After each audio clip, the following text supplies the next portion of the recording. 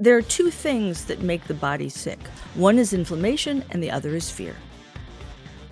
And fear frequently precipitates inflammation, and inflammation frequently makes fear worse. So they work together hand in hand. When you're uncertain, ask yourself, what would I do if I weren't afraid? And then you'll know exactly what to do. The important things for me and that I teach people are, one, have a gratitude practice every single day, twice a day. Go through what you're grateful for. And it doesn't necessarily have to be anything huge. It can be your favorite purple dinosaur socks.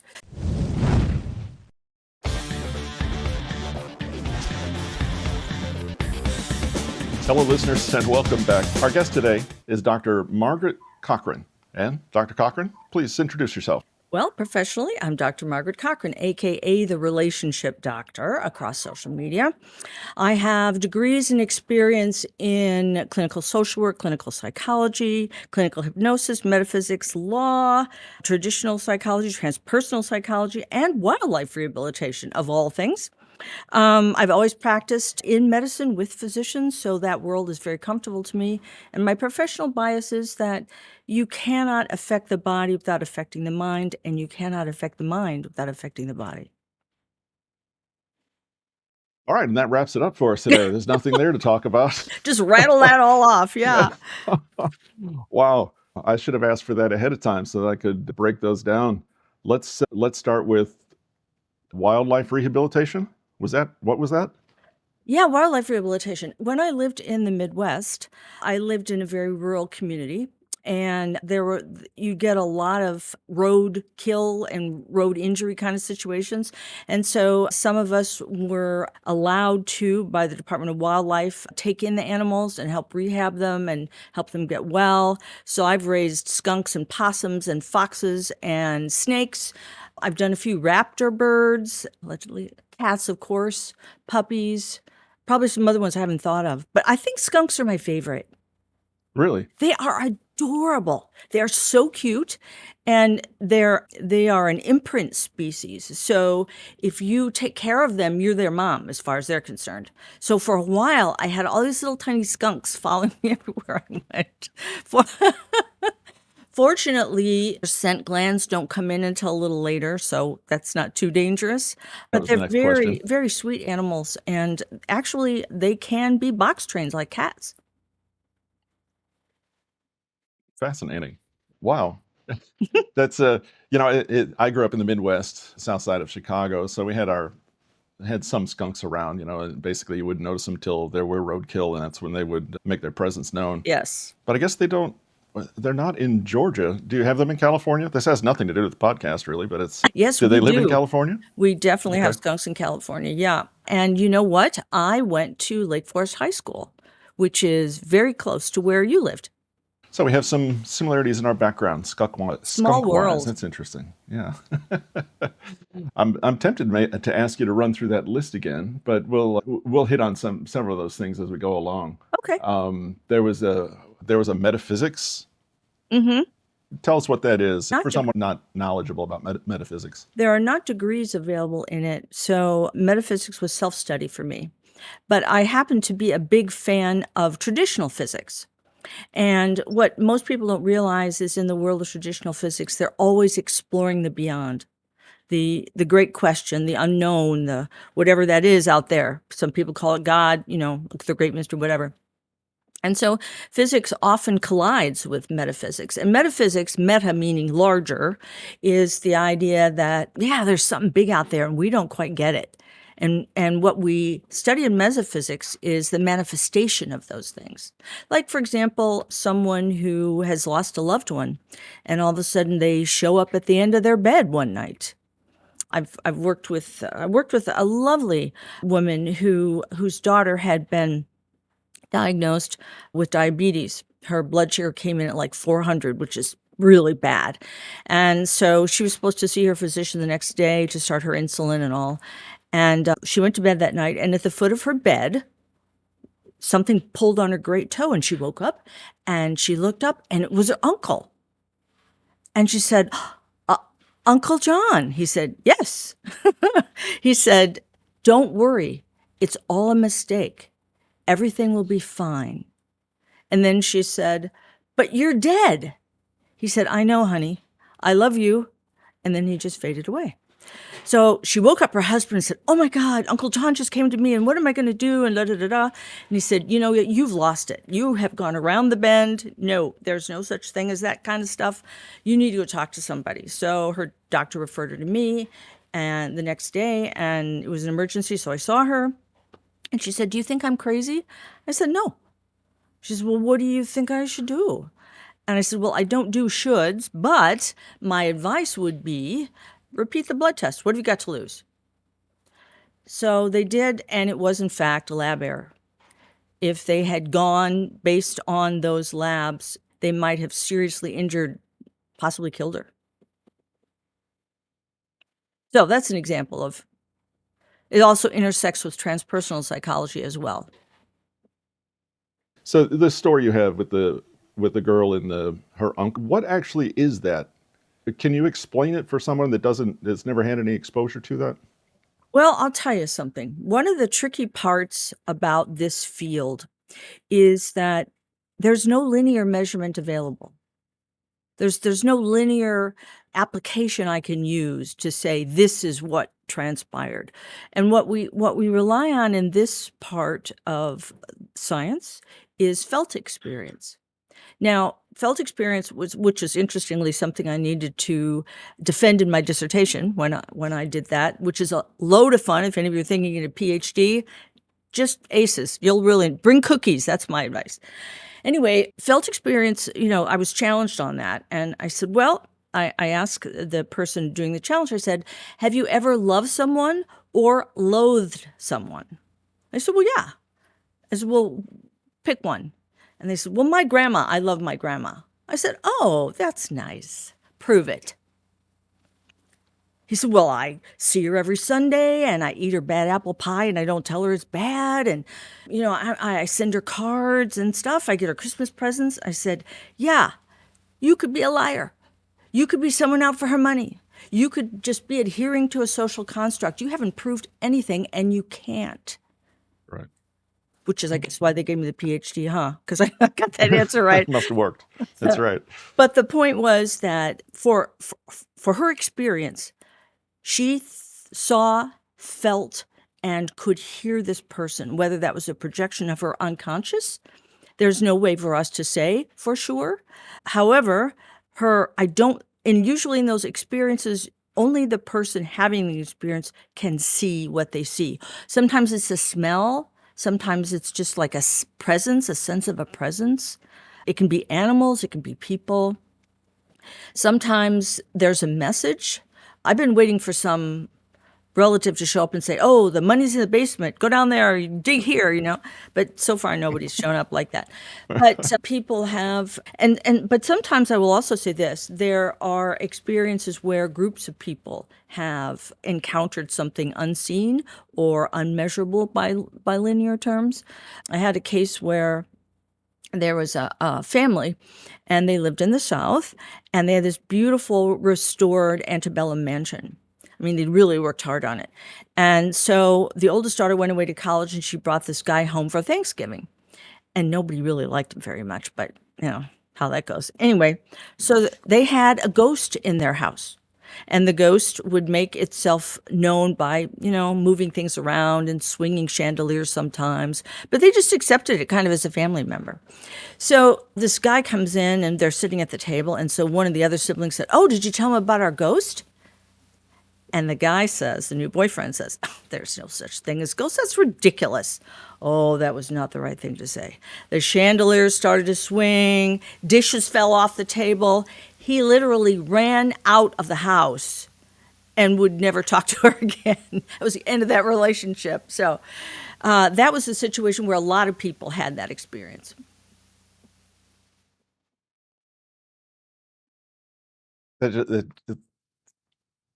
I don't know that I've spoken with anybody firsthand that has that kind of experience, and I find that really incredibly interesting.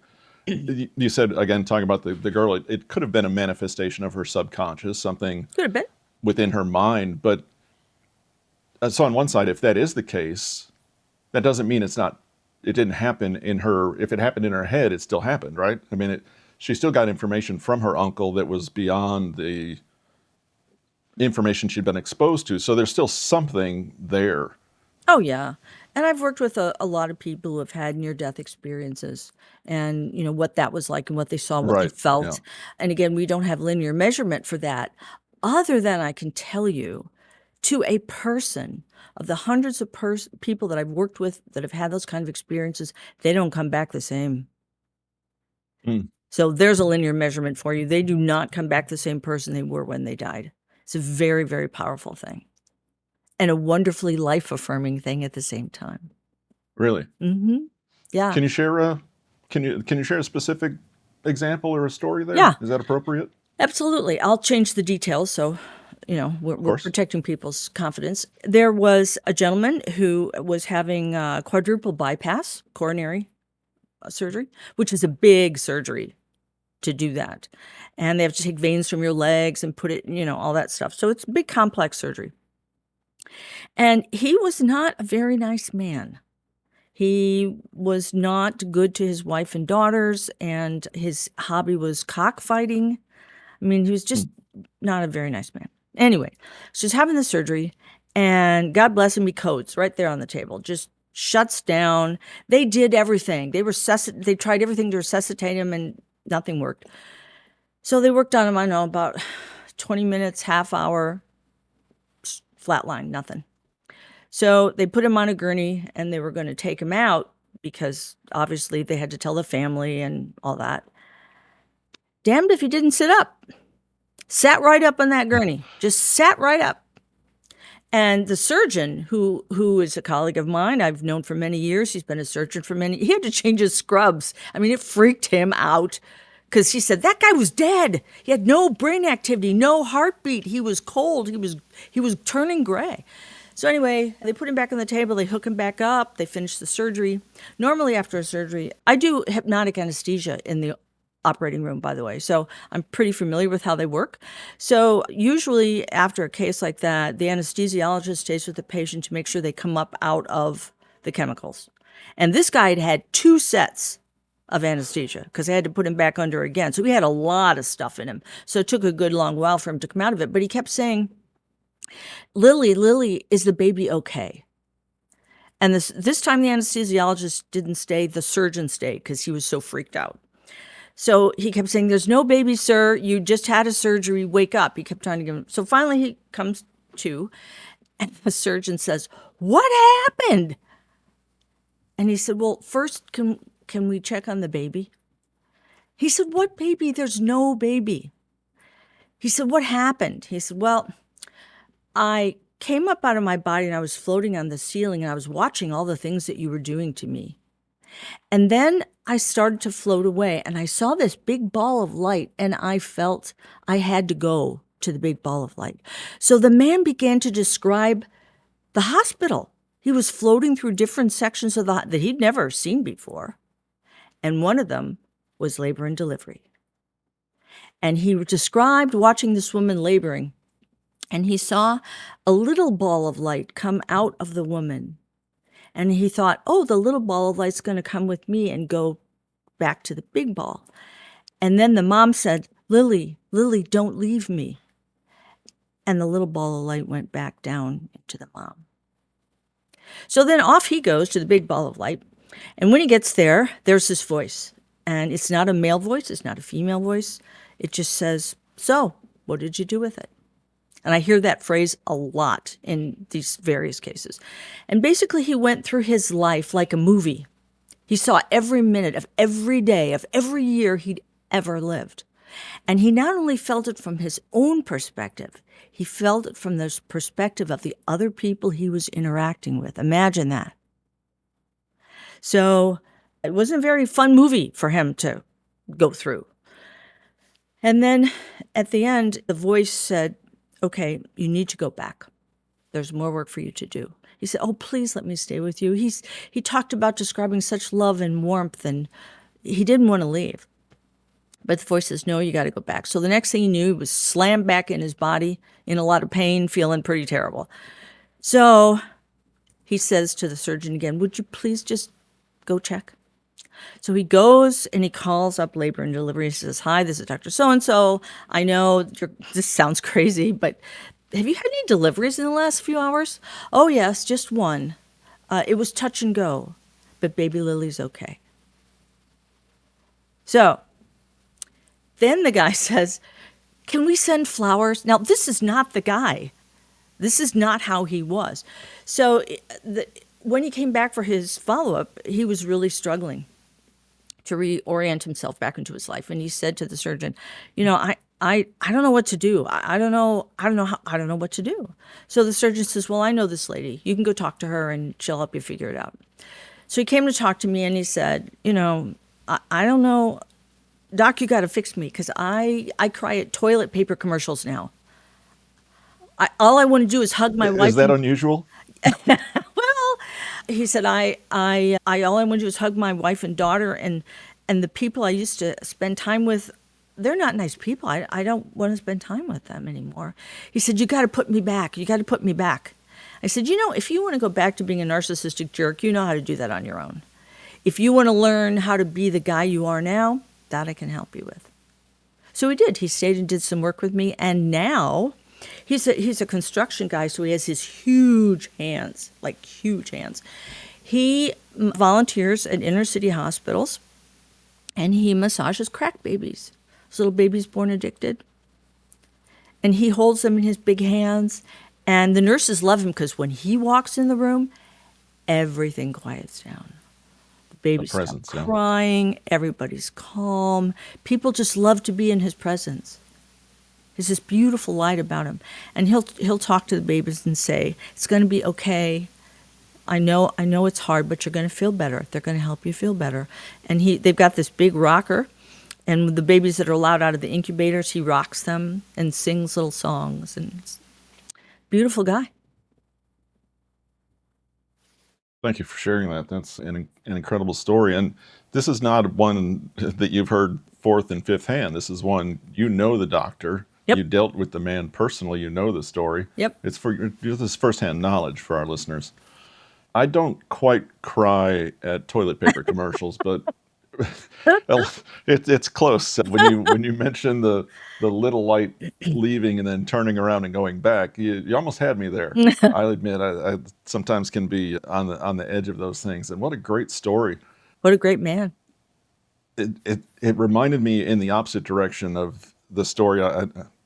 Not a story, but the case of, is it Henry Gage or Thomas Gage, the man who lost a big portion of his brain due to an industrial accident? Mm-hmm. His personality changed for the better. He became and for obvious reasons, there was a large portion of his brain had been destroyed. Yes. But this man came back different.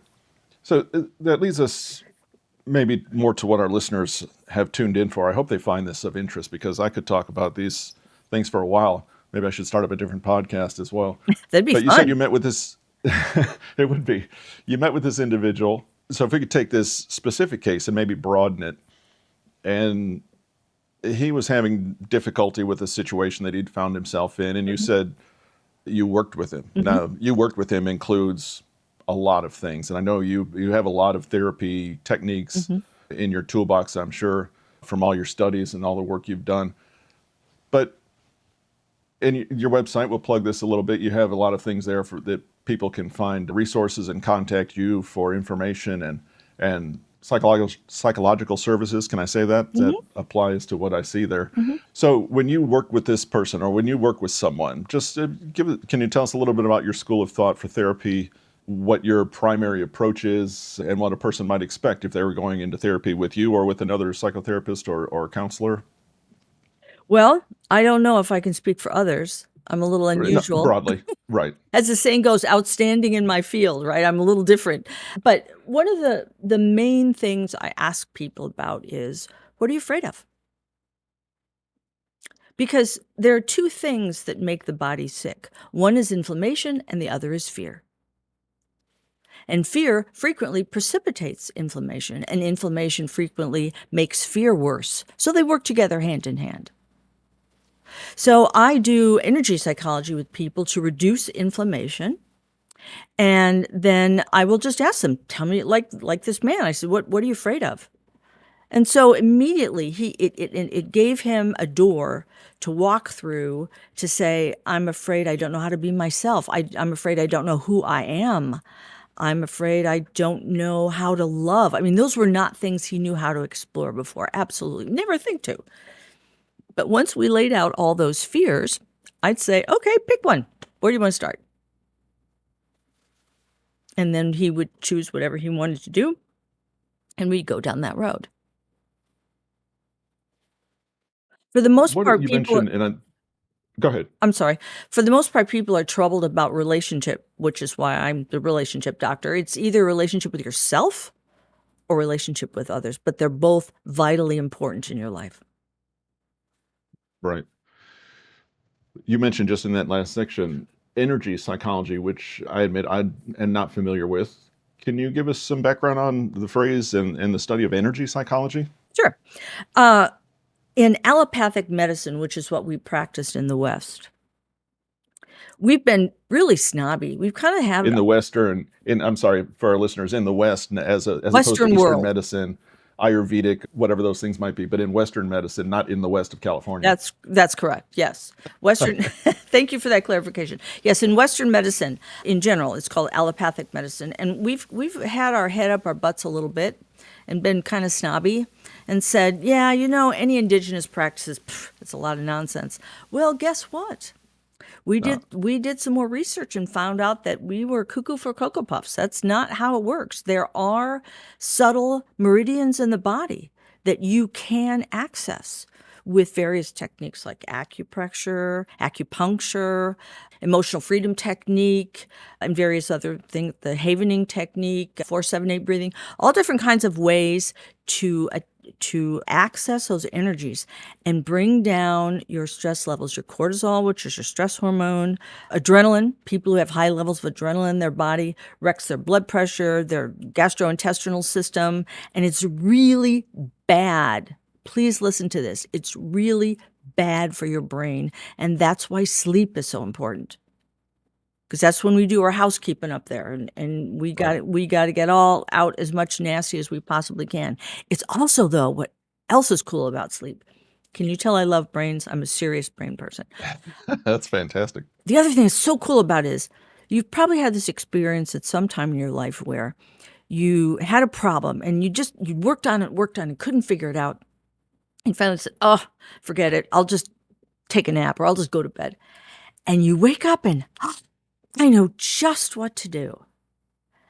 And so not only is your brain cleaning itself, it's also allowing novel connections to be made neuronally.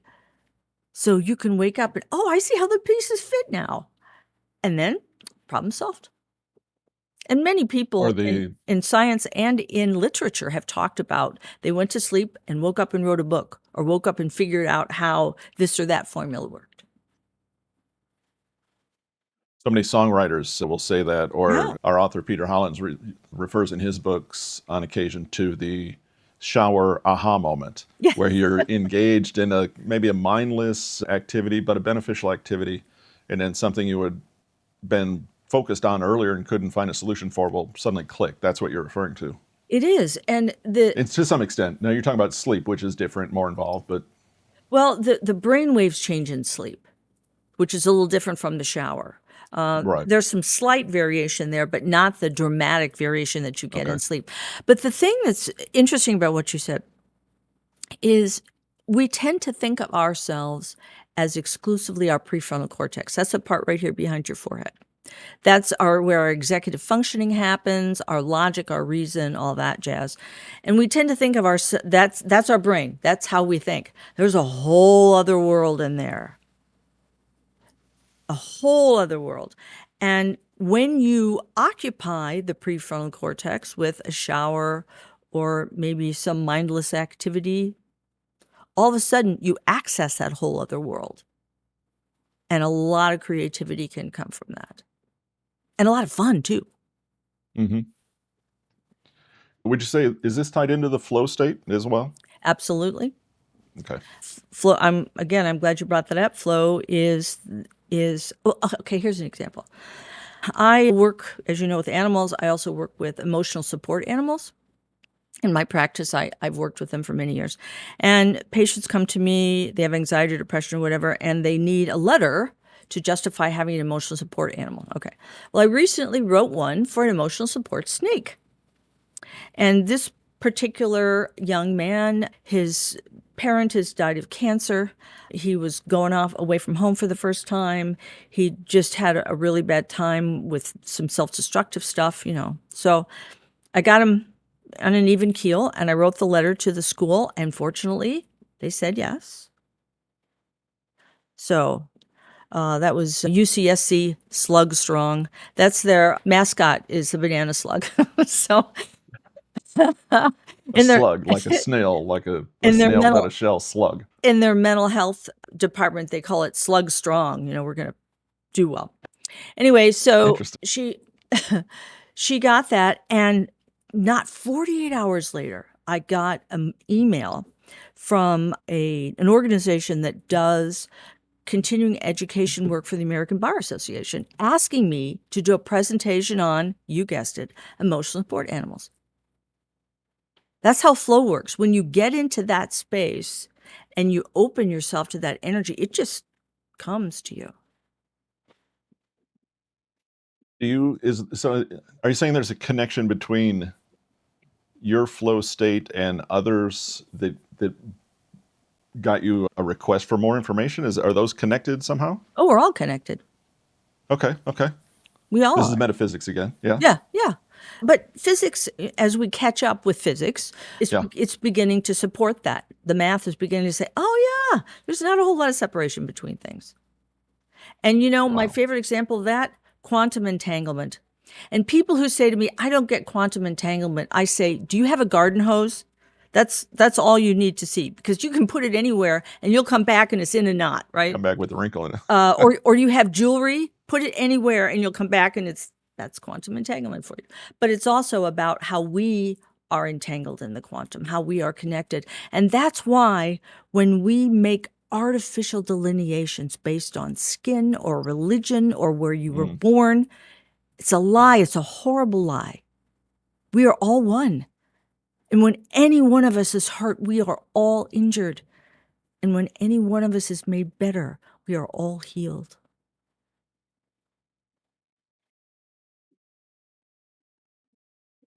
And that just leaves me kind of speechless. That's very powerful. Thank you for that. No, we're kind of on the bubble here, still on the edge of, and I hedge a few of my statements because I try to present what I feel is the viewpoint of our listeners. There are going to be a lot of listeners out there who would have been like me when they were in their 20s and 30s that said, you know, metaphysics, it's a bunch of spiritualism or that kind of thing. I don't feel that way any longer. I feel there's obviously many things there that I've written off earlier that I've probably shorted myself because I didn't learn about them at the time. And really, in my mind, still, I'm not going to say that. In my mind, for a while, would have been hypnosis and hypnotherapy. But these seem very closely, maybe they're not. Are they closely related? The concept of hypnotherapy and some of the work that we're doing, as we talk about metaphysics, or is it just not along those lines? Well, you know what it is? It's really about our brain is, back to brains again. Our brain is a giant switchboard, and it allows the body to function the way it does. And it is very closely connected to circuits in the gut and Right. in the heart. And there is constant interplay and conversation between those parts of ourselves. And so we can have an injury. For example, if you have a big surgery, often people are very depressed after that. Or you'll have a baby and you have postpartum, right? So Right. that experience affects everything that goes on about the way you think and feel and react to things. It's really important to know that. So if you can use hypnosis to help regulate some of those things. And well, I do hypnosis. I control your blood pressure, your breathing, your sense of pain, all that kind of stuff. And In fact, I was doing a surgery, and this guy, he was a police officer, and someone had shot off his kneecap. It was awful. So we were doing a patelectomy and putting in a new joint. So I'm like keeping him where I am, and we always have a chemical anesthesiologist on standby in case there's an emergency. So anyway, I'm talking to the guy in his ear. I'm saying, "Oh yeah, everyone's laughing because you're doing so well, and they're telling jokes because the surgery's going well, and your body's so relaxed. You're already started healing. It's already beginning. New cells are forming." I'm doing all my thing, right? All of a sudden, the surgeon says, "Stop." Okay. I thought, God, what have I done? He said, I said, "Is everything okay down there?" Because, of course, I have a drape up here. I don't see him. He says, "I was getting very relaxed, and I just needed you to stop for a minute so I can refocus." And yeah. And many people will say, "Well, I'm not hypnotizable, or I've never been hypnotized." But in fact, I guarantee you have. And here's a common example. Have you ever been in the car and it's raining a little bit and the windshield wipers are on? And they're going back and forth and back and forth. And all of a sudden, it's your destination, and you don't really remember how you got there. That's a level 1 trance. Now, of course, obviously, there are deeper trances if I'm going to control your perception of pain, right? That's not a level 1 trance. But everyone has been in that, or maybe you've had a time when you just found yourself staring. You just kind of shut down. That's a little trance right there. Mm. So if you put yourself in trance, you can remember things. You can also help you relax and change the way you respond to an injury or a trauma when you come to full waking consciousness again. I mean, there's all kinds of things that you can do with it if it's done well in the right hands. So, you say a level 1 Mhm. trance, or which we've experienced and haven't recognized, but probably everyone has had that occur. Like I said, it's a great example with the windshield wipers. When I was taking driver's ed, way back when, they called it highway hypnosis. I don't know if that's still the same term, but when you're driving for many miles, Yep. it is easy to come out of full alertness. But really, what you're referring to is not so much that, because what are you letting your prefrontal cortex just take control of the obvious mechanics of keeping the car in the lane, and then the rest of your brain or other parts of your brain are able to take over? What's happening there? Well, actually, once your hypothalamus, it's muscle memory. You're just driving with muscle memory. And one of the things I talk about when I use hypnosis with people is you can come to full waking consciousness anytime you want to. So you don't need to be concerned wherever we're going that you're going to be stuck there. Because a lot of people are scared. Well, what if there's a fire? What if something happens, And I reassure them, nope, you can come to full waking consciousness like that. Don't worry about it. For right now, though, maybe you'd just like to listen to my voice and follow along. And we'll take a journey together. I'm fascinated by someone going into surgery through this process. Can you go through a case? Just how do you prepare? What are your How does it work? Is that that's a really broad question, but there's too many there to It's a good question. itemize. Well, usually what I do is sometimes I'll do it for childbirth, for example. So Okay. I would have the mom come in, for a few weeks beforehand, get her used to trance, what it feels like, what it sounds like. And I will often give her anchoring signals. Like, for example, I will tell her, when I squeeze your hand, you'll feel the deepest relaxation you've ever felt. Your muscles will relax and your body will feel amazing, like you're floating on a cloud. So when she is starting to feel a lot of pain, I'll have her husband give her that signal, and she can, relax again. So like that. Tell us where you would have a person practice self-anchoring, if that's something you've described or prescribed for other people. What it does, when you would use it, what it is, just for those of our listeners that might not be familiar with anchoring, Okay. the personal concept of anchoring like that. Okay. Well, one of the things is let's take someone who has been doing compulsive eating. Great. And unfortunately, in my profession, we do not see that as a disorder. It's just a weakness. I It's, can't control my appetite. yeah, but it's no different than any other addiction. Right. It's exactly the same. So I would take that person and help them, encourage them to develop a little anchor about, okay, so when I have the urge to eat, not that I'm hungry, but I just have the urge to eat, that I'll push my thumb and forefinger together and just sit and sit and sit and sit. And then after you do that for a period of time, usually I'll set, like count to 2 minutes, something like that. If you still want to eat because you're hungry, go eat. But in most cases, they're not hungry, and this Right. will anchor them. Okay, I can relax. Because a lot of compulsive behavior, whether it's addiction to porn, for example, or alcohol or other substances, there's not only the physical piece, but there's also, again, our hypothalamus says you can't live without this. You are going to die if you don't eat right now. You're going to die if you don't go masturbate right now. You are going to die if you don't do whatever it is, which isn't true. But Right. that part of your brain is an older part of your brain and so efficient that it can bypass the prefrontal cortex. So no linear thinking is going on. Mm. Okay. And when that happens, there's no judgment and you lose the ability to problem solve.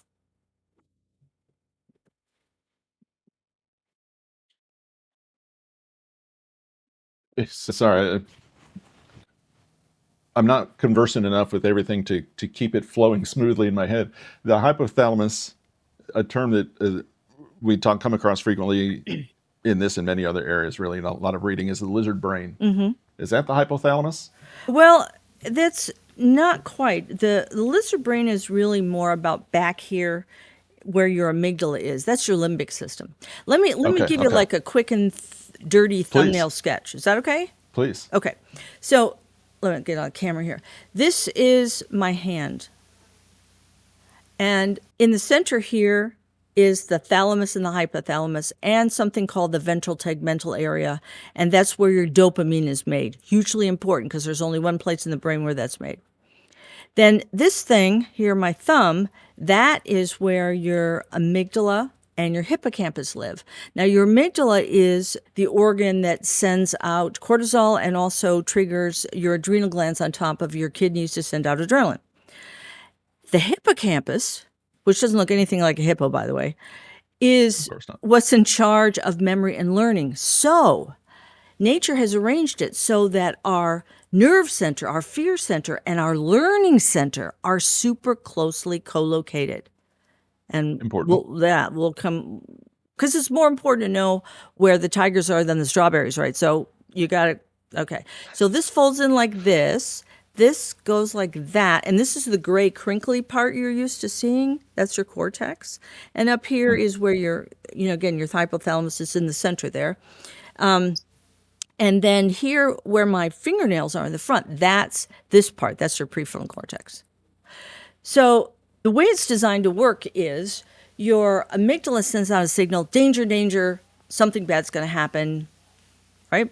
And so the message goes up, and your prefrontal cortex says, okay, I'll check it out. So they send out the optics, they send out the hands, and we look around, and we feel around, stand down, no problem. It was a shadow. It was a trick of the light. And so the amygdala says, oh, okay, so stands down. Well, if you have anxiety disorder, Right. or you have something like bipolar disorder in the manic phase, or you are schizophrenic and you're psychotic, you're full of dopamine and adrenaline. And your prefrontal cortex is offline, and that's why crazy things happen. Does that make sense? Okay. Yes, absolutely. So in the rest of us, in a milder version, if we are anxious a lot or we worry a lot, our brain begins to develop connections such that it will bypass the prefrontal cortex. So when the prefrontal cortex finally catches up and says, oh, it's no danger, it's fine, the amygdala says, don't care, don't care. Right. and just keeps sending out chemicals. So the moral of the story is don't think with your thumb. You got to be sure you got to be sure you got the whole mechanism going. But that's why never say this. Please never say this. If you've got someone who's having a panic attack or they're being very anxious, don't say calm down. Just calm Please down. don't say that because they're probably going to deck you. It's a really bad idea. Because of course if they could do that, they would. But some of the energy psychology techniques that I teach help them when they are in that situation so that they can access their ability to calm themselves down again and perceive reality more accurately. That was a long story, but I hope that No, answers your question. that is spot on. Thank you for that. Yeah, the just calm down part. As you said, if they could, they would. Ah, It's like telling someone don't be afraid yes. or you shouldn't feel that way. Yes. All Oh, those things are just incredible invalidators. And we tell ourselves that too. I shouldn't be afraid to do that. I should, you know, and I wrote this down because you said you don't do shoulds. I'm so glad you brought that up. Let's go into that. Let's go into that indeed. Okay. So, shoulds are shame words. Shame words. Should, supposed to, ought to. It suggests that there's some magical bar that if only we Mm, meet that, then we're going to be okay, but there's no bar. We set our own hmm bar. So what you have to do first of all is take those words out of your vocabulary and throw them away and replace them with want, need, and demand. Now here's an example. Because people say, oh, come on, Dr. C, that can't be that powerful. It's one little word I use should all the time. I said, okay, we'll try this. You got some dirty laundry. Most of us do. And you say, I should do my laundry. You won't do it. You will not do it. You'll do anything but that. hmm However, if you say, yeah, I need to do some laundry, you'll throw it in the machine, maybe stream a movie. When the thing goes off, put it in the dryer, finish the movie, laundry done. So the difference between being shamed into something and owning that it has importance to you makes all the difference in the world in terms of your ability to function, feel good about yourself, and frankly, get things done. Floggings will continue until morale improves, does not do the trick.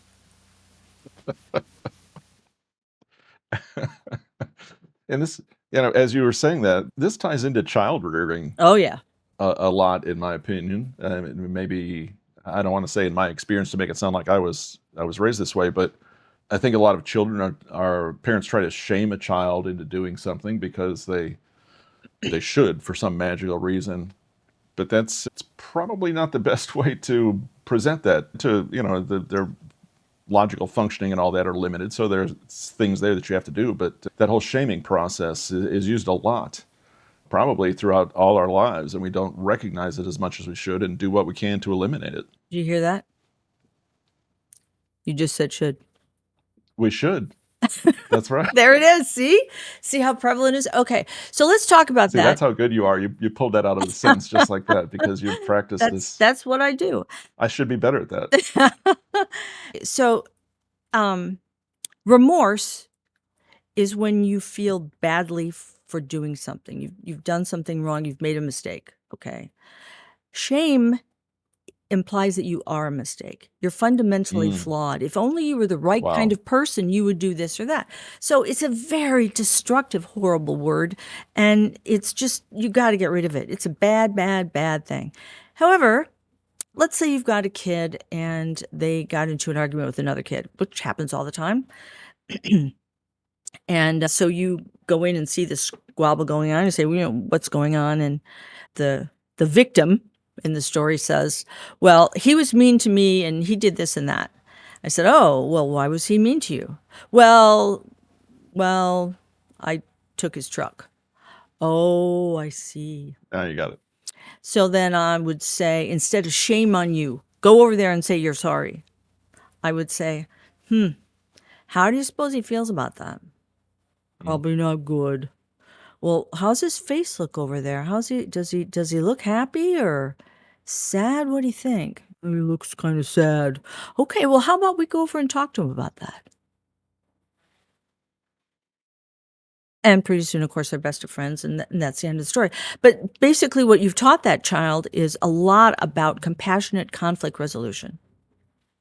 No, that is so strong. And I think I'm probably interrupting you here because I think you had probably some follow-on comments there, but I would frequently find myself saying, you shouldn't have done that, right?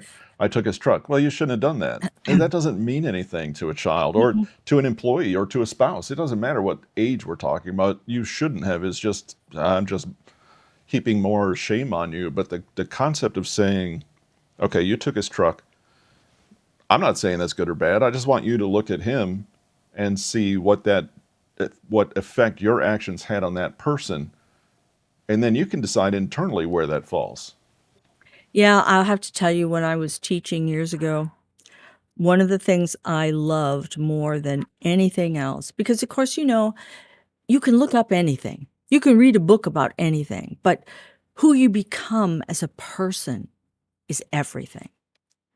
And I had this little girl, and I got her when she was in the second grade. She couldn't read a word, could not read. Everybody given up on her. And so I realized that instead of a visual learner or an auditory learner, she was what's called a tactile kinesthetic learner. So she had to feel things to learn them. So we started making all these 3x5 cards, and every time she'd learn a new word, we write it in glue and then we put glitter on it. No, nice. So she had this little box she carried with her everywhere with all these words, right? So we would play word games. And of course, part of teaching kids is you teach them how to win, you teach them how to lose, right? You do both. And so sometimes I would lose a game very badly. I may cry when I tell you the story. And one day I made sure that I lost badly, and I said, "Oh, I didn't do a good job at all. I don't know my words, and I did not do a good job at all." So she's packing the cards back in the box, and she says, "Miss Cochran, don't worry. You can take the cards home this weekend and practice. And I know when you come back on Monday, you'll be able to win the game." Oh, there, I can die happy now. Because she can always learn words, and she will. She went on to be a very successful person, but it was the empathy, it was the compassion, it was the reassurance you can be successful, which is the opposite of shame, which is there's no way you can be successful. What is wrong with you? You shouldn't do that. Versus, okay, so, are you happy with that choice? Is it taking you closer to or further away from where you want to be? That's a really important question to ask yourself all the time. You're an author. You're a published author, I believe, and we haven't talked about your book at all. Can you tell us about your book or books if you have them? There are actually several, but my favorite, one of them is What Are You Afraid Of? Fear's a big topic. Another one is Naogi and the Secrets of the Universe. And it's about a young man who won't do what he loves because he's so afraid of failing that he goes out and does everything else in the world. And then all of a sudden one day he realizes, well, this is silly. And he goes off and pursues his dream. And then the last one, which is my favorite of the three, is Sylvia and the Magic Power Sticks. And it's a story about a princess, and she lives in a castle with her family, and she likes to see the magic that's all around us. And she's always inviting her family to see the magic with her. And they're always saying, "Sylvia, Sylvia, Sylvia, what's to become of you? This is ridiculous." Okay. So finally, she meets a lot of magical creatures, and basically they say, "Okay, here's some power sticks. These are going to keep you safe. But the thing you have to remember is you can't make other people see what they're not ready to see." So the fairy disappears, and Sylvia basically goes back and tries to get her family to see all this wonderful magic, and they still won't do it. But she and her other friends and her magic power sticks live happily ever after. So the point of that is we create our own world. We make the world we live in with our thoughts and our feelings, and the things we repeat and the words that we choose create realities. And that is the most powerful thing I know to tell you, other than to give you this question. When you're uncertain, ask yourself, what would I do if I weren't afraid? And then you'll know exactly what to do.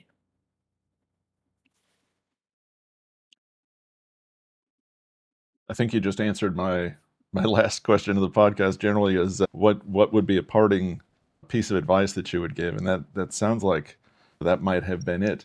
Let me Oh, ask the one other final one, question, and then don't think with your thumb. don't think with your thumb. Yeah. Yes, that's a good reminder, but one we covered already. So, Dr. Margaret Cochran, the website is just that, drcochran.com. Yep. No spaces, no underscores or anything. Mhm. A lot of information there on on what services are available, how to contact you. What else can we find on your website? Is there anything else that we should point out? Not really, just kind of who I am and what I do and what options there are for you. I like to work with people. The nice thing about the internet is that now I work with people all over the world. Oh, And do you? Okay. yeah, which is really fun. It's so fun. And the other thing is because I use the title coach, then I'm not limited by, like when I'm a licensed clinical social worker, but I can only do that in the bounds of California. Right. Because unfortunately, we don't have reciprocal licensing in the United States. So you have to get licensed in each state, which is Each silly. state. But Yeah. anyway, that's the rule. So, but coaching, I can do anywhere. Okay. So, anywhere anybody is in the world, I can do coaching with them. And it's such an honor and so much fun. I love what I do. It is fascinating. You have such a great insight, so many pieces of wisdom. I would imagine you are a fantastic life coach. If anybody is looking for a licensed clinical psychologist to be their life coach, Social worker. this, okay, thank you. Sorry for Sorry, it's a that. licensing thing. Got to say it right. Okay, no, it's important, and I don't know enough about it to even get it pronounced correctly. I also noticed that No one of the worries. first blog posts you referred to is that on your page at the moment, at least, is the Enneagram, which I'd hope to talk about, but maybe in a future episode, and so many other things I think that we could discuss. But here's my second and final question, since we've answered the last one already, and then we'll be done. I wrap up the podcast with a mention of Stephen Covey's book, The 7 Habits of Highly Successful People. Hmm. And I ask our guests, what do they find in their personal lives that they consider the non-negotiables that make them the person they are? And I'm not asking for 7, but do you have a handful of things? I have a feeling you probably meditate or do some mindfulness practices. Perhaps you have certain physical activities you do, or certain things that from day to day in your morning stack, as we discussed in a previous episode, that you would share with our listeners that they should consider, or that have proven efficacy for people in their own self-development process? Hmm. Well, I teach something called urban guerrilla meditation. And I call it that because it's most of us don't have time to sit for an hour and a half. So it's an abbreviated process, but the important things for me and that I teach people are: one, have a gratitude practice every single day. Twice a day, go through what you're grateful for.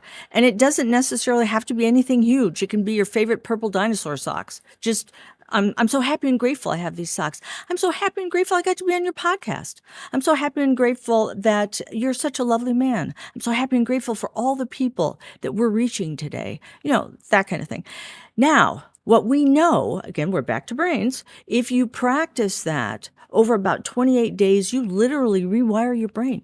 You become more resilient, your sleep improves, you have more frustration tolerance, lots of good things. Another one is my work. My work is a spiritual practice for me.